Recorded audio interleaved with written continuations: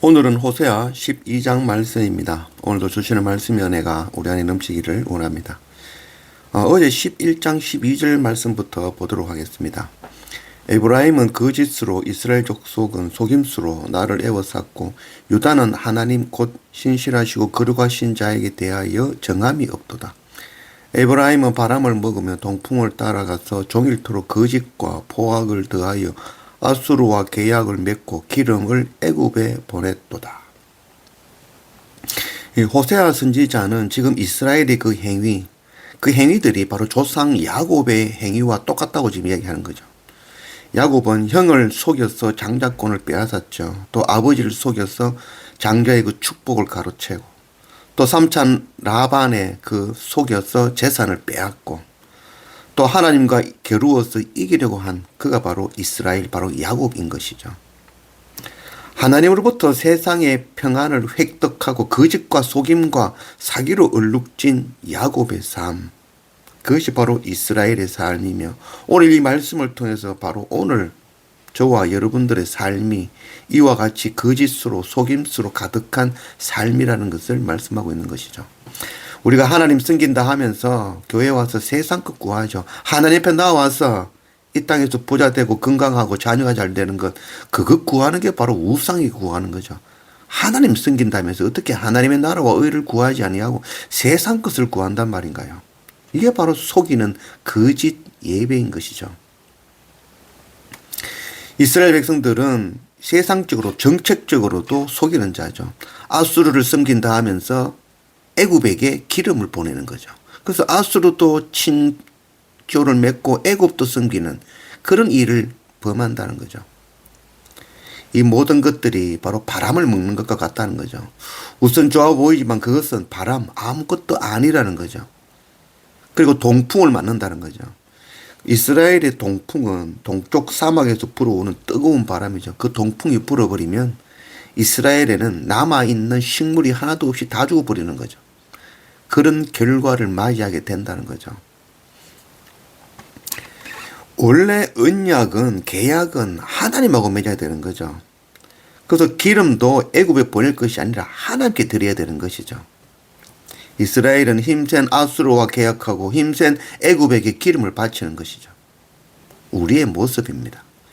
하나님을 섬긴다 하면서 세상 것 얻기 위하여 세상과 약속하고 세상의 법, 세상의 규칙을 따르면서 하나님께 드려야 될 힘과 노력과 정성을 세상에 지금 쏟아붓고 있는 것이죠. 속이는 것입니다. 우리가 바로 야곱의 후손인 것이죠. 날마다 속이고 거짓말하고 사기치는 자들인 것이죠. 선교사고 목사면 다를까요? 동일하죠. 세상에 의인은 없나니 하나도 없습니다.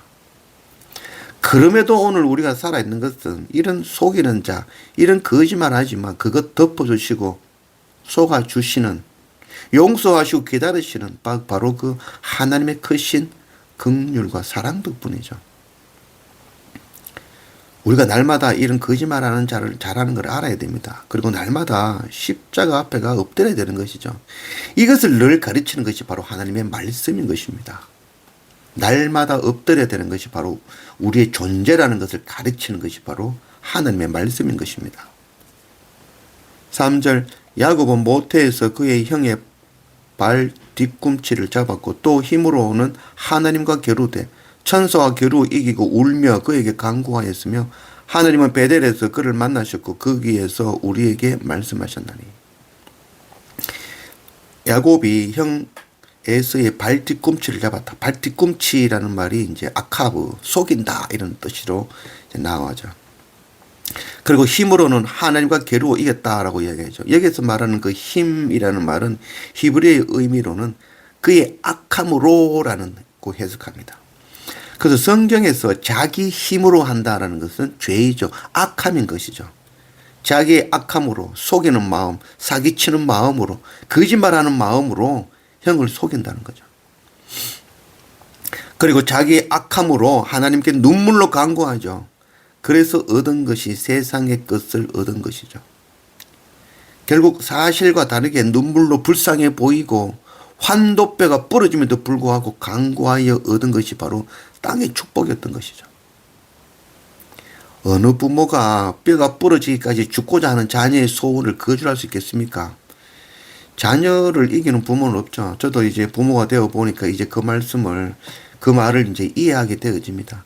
자녀가 하고자 하면 참 부모는 정말 애타는 마음이지만 방법이 없죠. 결국 발 뒤꿈치를 잡는 일이며 속이는 일인 것이죠. 야곱은 베델에서 처음으로 하나님을 만났습니다. 그런 중에도 사랑으로 속아주고 축복하는 그 긍휼의 하나님, 그 하나님을 기억하라라고 말씀하고 있는 것이죠. 5절 여호와는 만군의 하나님이시라. 여호와는 그를 기억하게 하는 이름이니라. 그런 정도는 하나님께로 돌아와서 인애와 정의를 지키며 항상 너의 하나님을 바랄지니라. 거짓으로 죽을 수밖에 없었던 그 야곱이 하나님의 긍휼로 산 것이죠. 그런즉 너도 인애와 정의를 행하라라는 것이며 세상의 거짓에서 돌이켜 회개하며 나아오라는 거죠. 이제 오늘 말씀에 보면은 너의 하나님께로 돌아와서라고 이야기하고 있죠. 너의 하나님께 돌아오라. 너의 하나님께 돌아오라. 이게 본래 의미는 너는 네 하나님을 도움을 받아야만이 돌아올 수 있다라는 말이죠. 우리가 돌아가고 싶다고 마음대로 돌아가는 것이 아니죠. 우리가 날마다 엎드림으로 날마다 하나님께 돌아가는 건 내 힘으로 하는 것이 아니죠. 성령의 도우심이죠. 날마다 우리가 엎드리고 말씀 읽고 성령의 도우심을 구하며 기도해야 되는 그 이유인 것입니다. 스스로의 힘이 아니라 하나님의 도우심을 우리가 돌아갈 수 있게 되어지는 것입니다. 7절 그는 상인이라 손에 거짓 저울을 가지고 속이기를 좋아하는도다. 에브라임이 말하기를 나는 실로 부자라 내가 재물을 얻었는데 내가 수고한 모든 것 중에서 죄라 할 만한 불의를 내게서 찾아낼 자 없으리라 하거니와. 그는 상인이다라고 얘기하죠. 이 상인이라는 히브리어로 크나안 비싼 말이죠.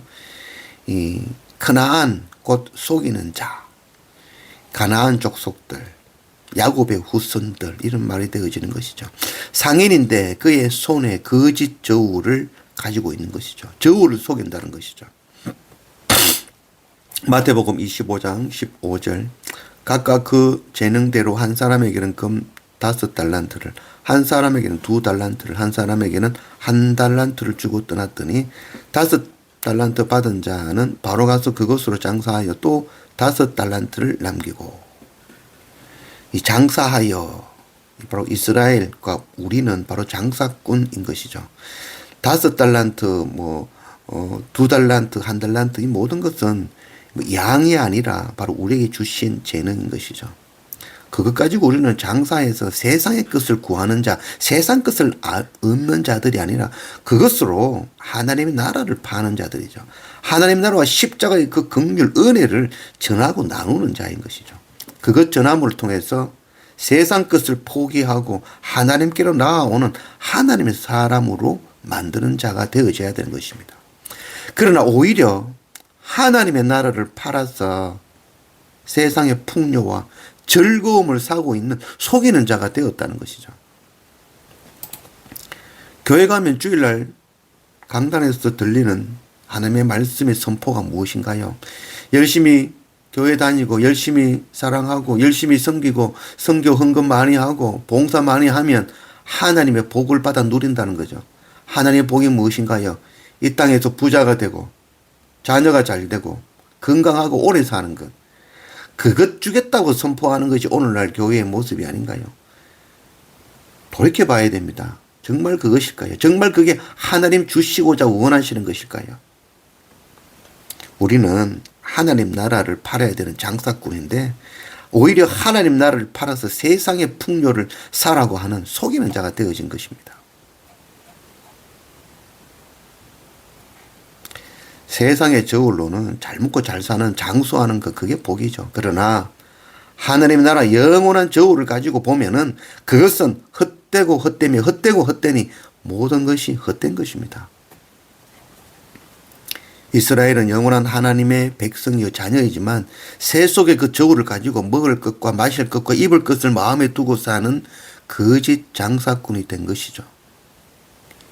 세상에서 얻는 먹고 마시고 입는 것이 하나님 나라의 축복이라 하며 수고하고 얻는 것이 뭐가 잘못이냐 라고 이야기하고 있는 것이죠.